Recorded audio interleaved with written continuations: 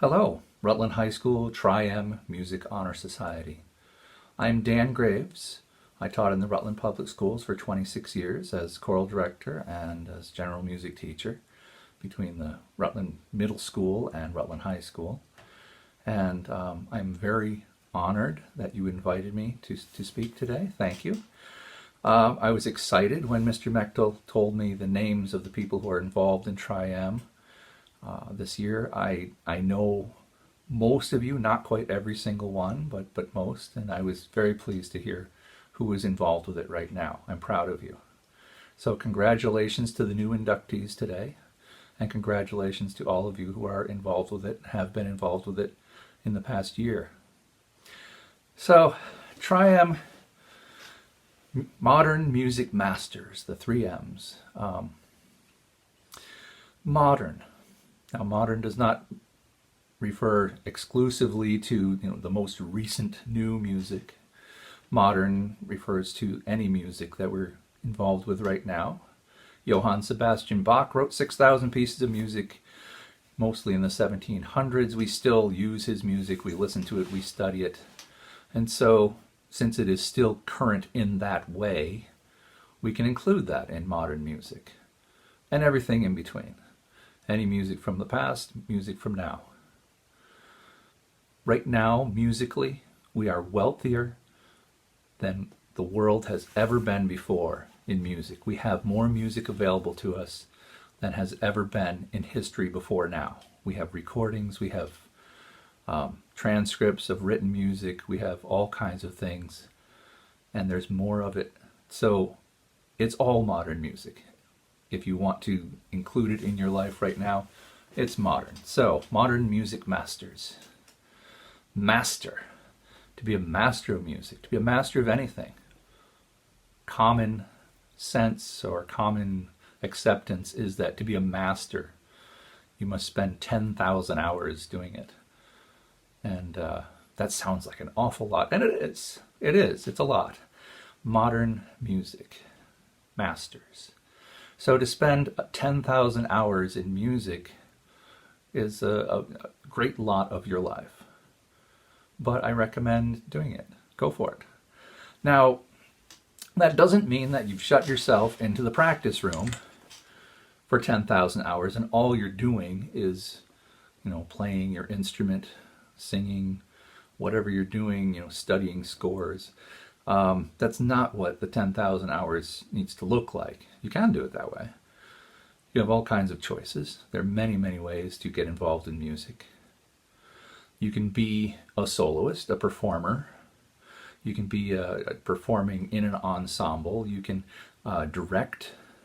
You can be in musical theater, which is singing and dancing and acting, and it's all combined together, which is kind of more like real life than perhaps some of the other things I'm going to mention.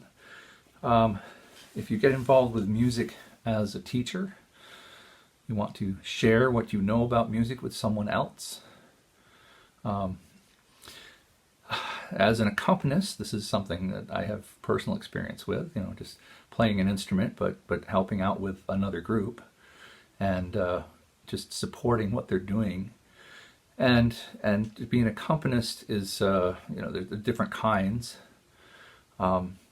I'm going to take an opportunity right now to just mention, keep yourselves open to opportunities to create music throughout your life. When I was a sophomore in high school, I got a phone call. There was a lady on the phone, someone I had not met. She got my name from somebody, I don't know who. And she had heard that I could play the piano and I could improvise, and would I like to play piano for ballet classes. And I was 16. It was like, ballet, I don't know.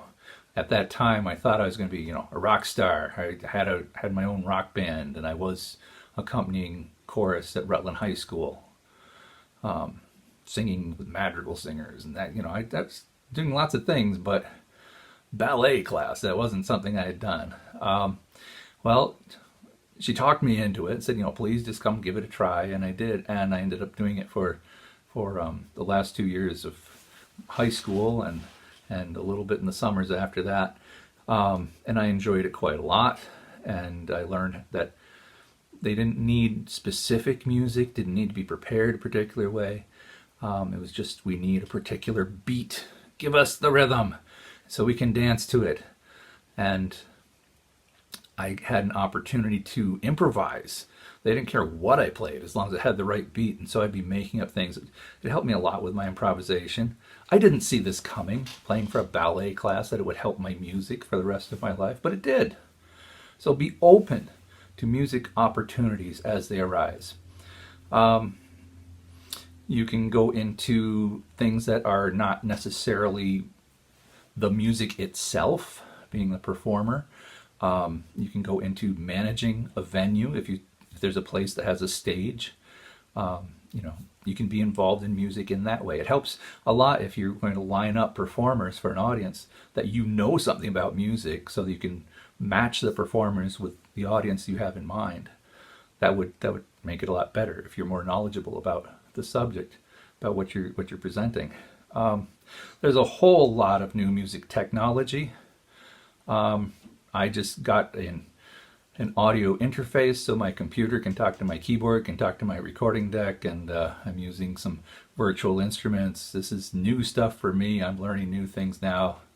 I'm old and all that, but I'm still learning new things.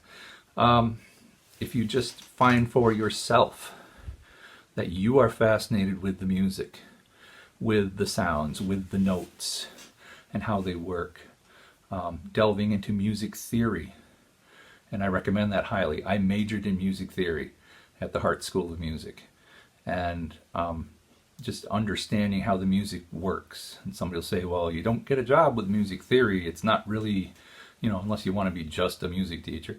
But I wanted to form a group. I wanted to form a group of singers, and I didn't know barbershop style, very deeply when I started. But I knew, because I understood music theory, that examining the style, I had the tools. I could just figure it out, and we did pretty well with that group. Stayed with the Rutland Curbstone Chorus for 10 years, and that's another thing about Rutland in particular. How fortunate you are that you're in a place where if you just want to put together a group, you can. I wanted to have a saxophone band because I'd written some saxophone pieces, and so I just advertised in the paper, and suddenly I had 14 people with saxophones show up, and we had a band, and we played not anything fantastic and wonderful, but we enjoyed doing it together. If you want to make music just for yourself, that counts. Okay? Doing music for other people is a wonderful thing, and you should, in all aspects of your music, do it with kindness. If you're making music for someone else, present with kindness. Present something that will encourage them, inspire them, make them think, make them feel. The music that you choose to present should matter in some way. If you're finding that presenting to other people is not what's really right for you, then give the music to yourself. You count. Be kind to yourself with the music. Whether you are arranging music for someone, there's arranging, there's composing, there's directing. There's lots of ways to be involved in that music. And so to get in your 10,000 hours to become a music master, you have many, many different ways to do it. And every way, there is an opportunity to be kind. Please be kind with your music. Congratulations, inductees. Again, thank you for having me. Bye.